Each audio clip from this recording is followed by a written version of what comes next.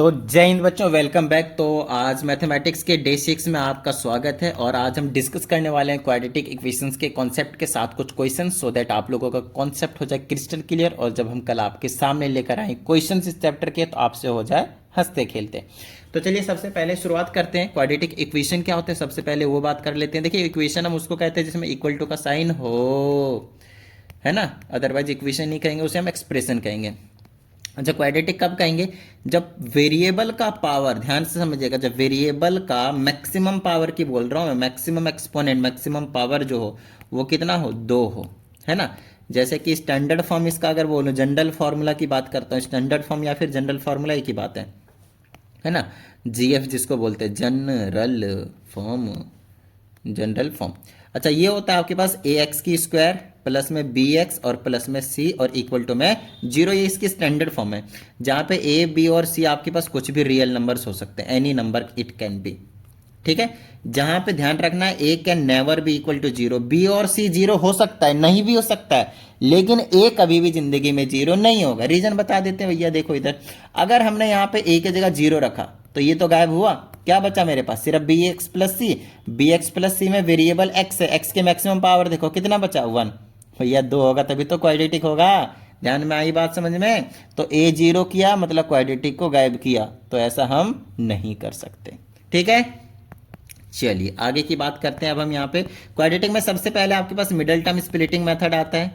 Middle term splitting method, middle term splitting method मेरे हिसाब से आप 6th-7th क्लास से करते हुए आ रहे हो। Factorise factorise factorise factorise 9th class में तो इसके बेस पे बहुत सारे क्वेश्चंस करवा रखे हैं ना। तो यहाँ पे मान लीजिए कि आपके पास क्या है, एक क्वेश्चन ले लेता हूँ मैं कोई सा एग्जाम्पल के तौर पे।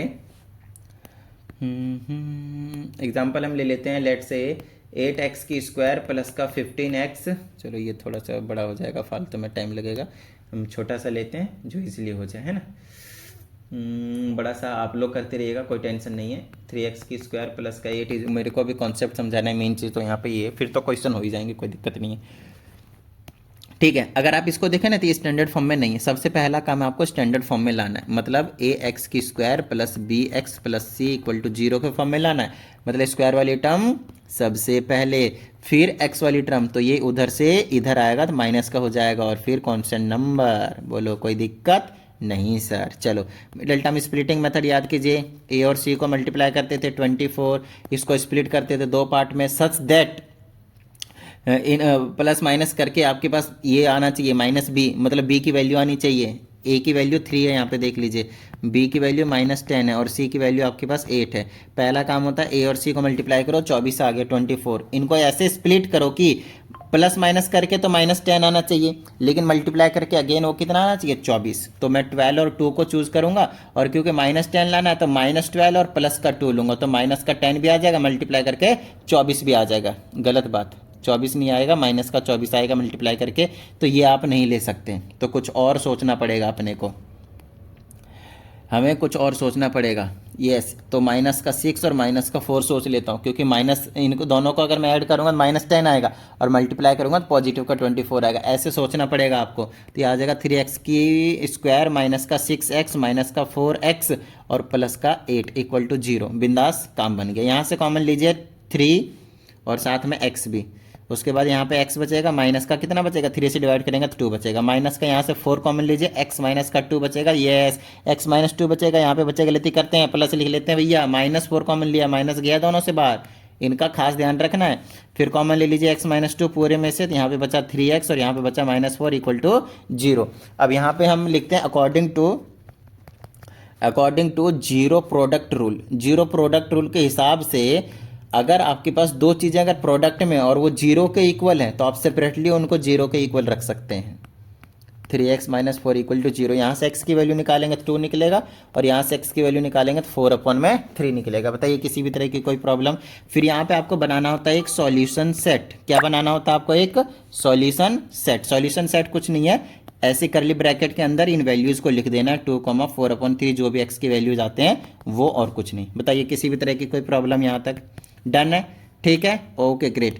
चलिए अब यहीं पे आपके पास अगली एक्सरसाइज में क्वाड्रेटिक फार्मूला देखने को मिलेगा आपको। Yes, quadratic formula, quadratic formula का यूज़ करके आपको एक्स की वैल्यूज़ निकालने हैं, जिनको हम रूट्स भी कहते हैं, ठीक है ना, रूट्स के नाम से, जीरोज कहते हैं नहीं तो रूट्स कहते हैं। जो एक्स की वैल्यू निकल कर आती है ना, उसको हम या तो जीरोज के नाम से जानते हैं या तो हम उसको रूट्स के नाम से जानते हैं, ठीक है ना। ओके, तो क्वाड्रेटिक फार्मूला सबसे पहले बता देता हूँ, ये आपको आसान कर देता है बड़े बड़े न्यूमेरिक वैल्यूज़ वाले क्वाड्रेटिक इक्वेशन को सॉल्व करने में।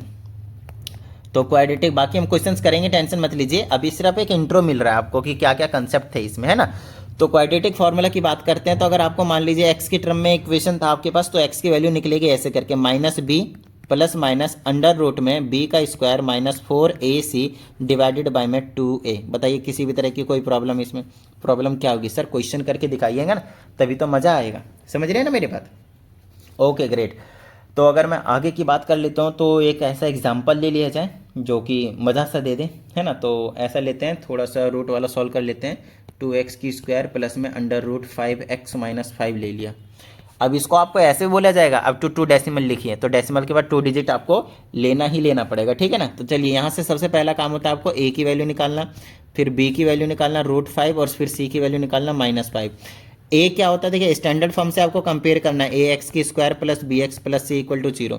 एक्स स्क्वायर के साथ जो नंबर है वो ए, एक्स के साथ जो नंबर है वो बी, और अकेला जो नंबर वो सी। ध्यान रहे प्लस माइनस के साथ लेना है आपको, साइन साथ में लेना ही लेना है, ठीक है ना, साइन आपको साथ में जरूर लेना है। चलिए उसके बाद x की वैल्यू निकालने के लिए इस वाले फॉर्मूलेज में पुट कर देता हूँ, माइनस एज इट इज रखता हूँ, b की जगह पे √5 है पुट कर देता हूँ, प्लस माइनस अंडर रूट में b स्क्वायर मतलब √5 का स्क्वायर माइनस 4 मल्टीप्लाई a की जगह पे 2 है और मल्टीप्लाई में c की जगह -5 है, डिवाइडेड बाय में 2 मल्टीप्लाई a दैट इज 2, ठीक है। इसको सॉल्व कर लेते हैं, x is equal to minus under root 5 plus minus under root में ये स्क्वायर रूट कैंसिल होगा, 5 हो जाएगा, ये माइनस आपके पास प्लस बन जाएगा, 4 दूना 8 बचे 40 बन जाएगा, और डिवाइडेड में 2 2 जा 4 बन जाएगा, ठीक है। और x इज इक्वल टू क्या आ जाएगा मेरे पास, माइनस का अंडर रूट 5 और प्लस माइनस ये कितना हो जाएगा 45, अंडर रूट में 45 और ये प्लस का कितना हो जाएगा आपके पास 4 आ जाएगा। बस इसको आपको सॉल्व करना है, थोड़ा सा काम बन जाएगा अपना, ठीक है ना। √45 को ब्रेक कर दीजिए, ब्रेक कैसे करेंगे, इसका प्राइम फैक्टराइजेशन कर लीजिएगा, मान लीजिए 3 15 बार में 3 5 बार में 1, तो जिसका पेयर बनता है वो रूट के बाहर जाता है और जिसका पेयर नहीं बनता है वो रूट के अंदर रहता है। समझ में आ गई की बात, डन है। तो इसको आप ऐसे लिख सकते हैं, अंडर रूट 5 माइनस का और plus minus 3 under root 5 divided by में 4। यहाँ से हम इसको प्लस में और माइनस में तोड़ देंगे, सॉरी यहाँ पे √5 भी था, तो ये आ जाएगा माइनस का √5, एक बार प्लस में लिख लीजिए 3 अंडर रूट 5 बाय में 4 और एक बार माइनस में लिख लीजिए, ये √5 ऐसे रहेगा, इसको एक बार प्लस में और एक बार माइनस में, ठीक है, 3 √5 बाय में 4। तो यहाँ से आपके पास x के 2 वैल्यूज़ आ गए, थोड़ा सा और सॉल्व करना पड़ेगा, इसके पहले कुछ नहीं, कोफिशिएंट में 1 है, प्लस माइनस करेंगे तो आपके पास आएगा 2 अंडर रूट 5 बाय में 4 और यहाँ पे आ जाएगा माइनस का 4 अंडर रूट 5 बाय में 4। इससे ये कैंसिल करा 2 आया, x के 2 वैल्यू आ गए, अंडर रूट 5 बाय में 2 और यहाँ से आ जाएगा अंडर रूट माइनस का 5। लेकिन ध्यान से रखना, आपको यहाँ पे डेसिमल्स के बाद 2 डिजिट भी पूछे जाएंगे, तो उसके लिए आपको क्या करना है, अंडर रूट वाली वैल्यू की आपको निकालना आना चाहिए ध्यान से, बिल्कुल प्रॉपर तरीके से, ठीक है। तो इसकी वैल्यू लगभग होती है 2.23 डिवाइडेड बाय में 2 और इसकी माइनस का 2.23 एज इट इज हो जाएगा, ठीक है। अच्छा, इससे आप इसको डिवाइड कर सकते हैं, तो 1.12 पॉइंट समथिंग चला जाएगा, तो 1 पॉइंट डेसिमल के बाद 2 रखिए बहुत है, तो माइनस का 2.23 और इसको बंद कर दीजिए सॉल्यूशन सेट में, एंड दैट्स योर आंसर। तो कुछ इस तरीके से आपको क्वाड्रेटिक फार्मूला जो है वो लगाना पड़ेगा, बट रिमेंबर उससे पहले आपको ध्यान रखना है कि स्टैंडर्ड फॉर्म में लाना है, तभी तो आप ए और बी और सी की वैल्यू निकालने पड़ेगा ना। तो उसके लिए आपको कई चीज़ें करनी पड़ सकती है डिपेंडिंग अपॉन अलग अलग क्वेश्चंस, ठीक है ना, इधर उधर करना होता है और कुछ नहीं, ज़्यादा टेंशन लेने की जरूरत नहीं है। उसके बाद अगर मैं अगले एक्सरसाइज की बात करता हूँ, तो वो है आपके पास nature of roots of a quadratic equation, बहुत ज़्यादा इंपॉर्टेंट। यहाँ से आपके पास क्वेश्चन बनते हैं, nature of roots of a quadratic equation, ठीक है। क्वाड्रेटिक इक्वेशन के हम रूट्स के नेचर की बात करेंगे। रूट्स के नेचर का मतलब क्या है, सबसे पहले वो समझ लें। रूट्स के नेचर का मतलब है कि वो रियल होंगे या फिर होंगे भी या नहीं, या फिर कितने होंगे, कैसे होंगे, उस टाइप की बात करेंगे, ठीक है ना। तो समझाता हूँ, जैसे कि सबसे पहले आपको समझना पड़ेगा, यहाँ पे एक छोटा सा टर्म है जिसको बोलते हैं डिस्क्रिमिनेंट, बोले सर क्या डिस्क्रिमिनेशन कर रहे हो, तो वो वाला नहीं है ये आपको से बस आपके पास सिंपल समझना है कि डिस्क्रिमिनेंट का मतलब क्या है, और डिस्क्रिमिनेंट को हम रिप्रेजेंट करते हैं डी से, ध्यान रखिएगा। और ये और कुछ नहीं है, जो अभी हमने आपको क्वाड्रेटिक फार्मूला बताया ना, उसमें देखिए अंडर रूट के अंदर क्या था, देखिए ये वाली चीज़ दिख रही है आपको अंडर रूट के अंदर, ये बस इसी को हम डी कहते हैं, डिस्क्रिमिनेंट के नाम से जानते हैं, ठीक है ना, बी स्क्वायर माइनस 4ac। और यही चीज़ क्योंकि ये रूट के अंदर था तो इसके अंदर नेगेटिव वैल्यू नहीं हो सकता, समझ में आ रही है बात, रूट के अंदर क्या हो सकता है, नेगेटिव वैल्यू नहीं हो सकता, मतलब इस पूरे को सॉल्व जब भी आप करोगे तो जीरो से लेस नहीं आ सकता वैल्यू, नेगेटिव नहीं मिल सकता इस पूरे की वैल्यू, नहीं तो उसके रूट्स आप निकाल ही नहीं पाएंगे, समझ आ रही है ना बात। तो आपको क्या करना है यहाँ पे, आपको क्या करना है, आपको कंडीशन समझना है कि किस किस केस में क्या क्या होता है, ठीक है ना। तो सबसे पहले समझिएगा केस नंबर 1, जब डी की वैल्यू ग्रेटर देन 0 हो, अच्छा ग्रेटर देन 0 होता है ना, बहुत अच्छे तरीके से समझिएगा, तो इस केस में 2 रूट्स निकलते हैं और दोनों के दोनों रियल रूट्स होते हैं, 2 रियल रूट्स होते हैं and both are different, both distinct root होते हैं, डिस्टिंक्ट दोनों ही अलग अलग रूट्स होते हैं। क्या ये बात समझ में आई आप लोगों की, डन है, ठीक है। अब इसमें भी एक खास बात है, इसमें भी आपके पास एक खास बात है, क्या खास बात है उस चीज़ को बहुत ही अच्छे तरीके से समझिएगा। अगर आपके पास डी एक परफेक्ट स्क्वायर है या फिर डी एक परफेक्ट स्क्वायर नहीं है, जैसे कि आपने डी की वैल्यू निकाला, मिला आपको 64, तो ये तो आपके पास एक परफेक्ट स्क्वायर आया, ये तो आपके पास एक परफेक्ट स्क्वायर आया, तो आपको समझना है when D is equal to perfect square, perfect square, उस केस में क्या कंडीशन होगा, बहुत ही अच्छे तरीके से समझिएगा, ठीक है ना। तो उस केस में जब परफेक्ट स्क्वायर होंगे तो रूट्स, पहली चीज आपके पास रैशनल एंड अनइक्वल आएंगे, रैशनल एंड अनइक्वल आएंगे, अनइक्वल आएंगे, अगर वहां पे ए बी और सी तीनों वैल्यू क्या है आपके पास रैशनल है तब। अब ये सारी जो झंझट है, कई बार बच्चे कंफ्यूज हो जाते हैं, नो डाउट, बट आपको अभी मैं बिल्कुल एक सीधा सा मतलब सीधी सी बात बताऊंगा, ज़्यादा टेंशन लेने की जरूरत नहीं है। इरेशनल नंबर एंड अनइक्वल तो आएगा ही आएगा, कोई दिक्कत वाली बात नहीं है। कब, जब आपके पास बी इज इरेशनल, जब बी इरेशनल हो ना तो आपके पास इरेशनल निकल कर आएगा ही आएगा, तो ज़्यादा टेंशन लेने की जरूरत नहीं है। दूसरा केस, अगर डी की वैल्यू 0 आ जाए तो 2 रियल रूट्स होंगे ही होंगे, रियल रूट्स होंगे ही होंगे, और दोनों ही बहुत इक्वल आएंगे, दोनों इक्वल इक्वल रूट्स आएंगे, और वो होता है -b/2, ये मतलब बिना सॉल्व किए आप बता सकते हो कि क्या रूट्स आएंगे और दोनों क्या आएंगे, यही आएंगे, खत्म बात, ठीक है। अब एक आता है d इज लेस देन 0, तो इसमें आते हैं real roots does not exist, does not, real roots do not exist लिखेंगे ना, रूट्स है ना, तो डू नॉट एग्जिस्ट लिख लें, डू नॉट एग्जिस्ट, ठीक है। तो ये आपको केस दिया भी नहीं जाएगा, ज़्यादा टेंशन नहीं लेना, हम इन दोनों के बारे में बात करेंगे, D is greater than 0 and D is equal to 0 की बात करेंगे बहुत ही अच्छे तरीके से, समझ में आ रही होगी बात, डन है। जब अब मान लेता हूँ, सिर्फ आपको इतना याद रखना है, डी ग्रेटर देन 0, 2 रूट्स बनेंगे, दोनों रियल होंगे, बस इतना अभी के लिए आप इतना समझ लीजिए, बाकी आप क्वेश्चन करेंगे जब अच्छे समझा दूंगा।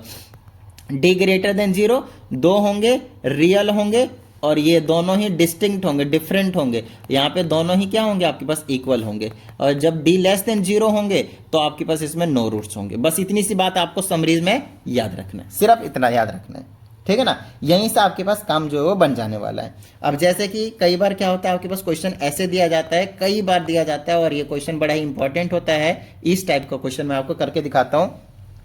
कहा जाता है without solving given quadratic equation, quadratic equation को आपको सॉल्व भी नहीं करना है, तो बताइए p की वैल्यू क्या होगी जब इसके पास रियल एंड इक्वल रूट्स हैं। अब समझ में आएगा आप लोगों को, जैसे कि आपके पास इक्वेशन जो है वो ये है, x की स्क्वायर प्लस में p-3 टाइम्स में x प्लस का p इक्वल टू 0, यहाँ पे बोलता है इसके रियल एंड इक्वल रूट्स हैं। अब रियल एंड इक्वल रूट्स का क्या मतलब है, इसका मतलब हुआ ना कि d की वैल्यू क्या है आपके पास 0 है, तो आपको कुछ नहीं करना, d निकालिए, d का फॉर्मूला क्या होता है b² माइनस 4ac। सबसे पहले आपको abc की वैल्यू निकालनी आनी चाहिए, यहाँ से a की वैल्यू निकालोगे तो x² का कोफिशिएंट दैट इज 1, b की वैल्यू निकालोगे दैट इज p माइनस का 3, एंड c की वैल्यू निकालोगे that is p, that's all. अब आपको यहाँ पे पुट कर देंगे तो मेरे पास क्या आ जाएगा, सारी चीज ठीक है, ठीक है। b² b के मतलब हो गया p-3 का स्क्वायर, p-3 का square whole square, -4 multiply a की जगह 1 और c की जगह पे p।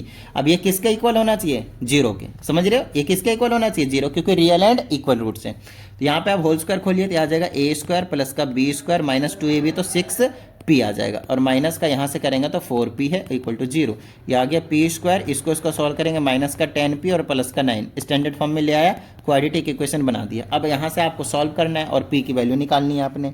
समझ में आ रही है बात? अब यहाँ से आपकी मर्जी है मिडल टर्म स्प्लिटिंग मेथड लगाएं या फिर आपके पास क्वाड्रेटिक फार्मूला का भी ऑप्शन है। मैं सिंपली कर देता हूँ, माइनस का 9 ले लेता हूँ और माइनस का 1 ले लेता हूँ, तो मेरे पास आ जाएगा प्लस का 9 और प्लस करके माइनस 10 भी आ जाएगा। तो p कॉमन लेंगे तो यहाँ से p माइनस का 9 आ जाएगा, -1 और p माइनस का 9 आ जाएगा इक्वल टू में 0। ये आ जाएगा p माइनस 9 और ये आ जाएगा आपके पास p माइनस का 1। तो ये आगे p की वैल्यू इधर 9 हो सकता है या फिर p की वैल्यू 1 हो सकता है। ये दोनों वैल्यू आपके पास p के निकल कर आ गए। इस टाइप के क्वेश्चन बहुत ज़्यादा इंपॉर्टेंट है, ज़्यादा टेंशन लेने की जरूरत नहीं है। मेन जो चीज़ आज मैंने आप लोगों को जो करवाया है ना, उस पर थोड़ा सा फोकस रख लीजिएगा, ठीक है ना। और अगर किसी को ऑनलाइन क्लास की नीड पड़ती है तो प्लीज़ कॉन्टैक्ट 7428525669 व्हाट्सएप नंबर पे। रिमेंबर पर्टिकुलर क्लास होंगे, 1-on-1 क्लास होंगे, तो यहाँ पे आपके पास ये पेड होंगे, तो फिर इनके बारे में सोचना भी मत, ठीक है। अच्छा, कोई फोर्स नहीं है, कोई मतलब ज़रूरी नहीं है लेने की। अगर आपको पास सारी चीज़ें अच्छी चल रही हैं, सब कुछ सही समझ में आ रहा है तो मौज लीजिए, कोई ज़रूरत नहीं लेने की, ठीक है ना। चलिए आगे की बात करते हैं। और आगे की बात में ये है कि भैया अगर वीडियो पसंद आए तो लाइक कीजिए फटाफट, और शेयर तो जरूर ही कर दीजिएगा, ठीक है। चलिए मिलते हैं अगली वीडियो में, प्रैक्टिस करते रहिएगा। जय हिंद।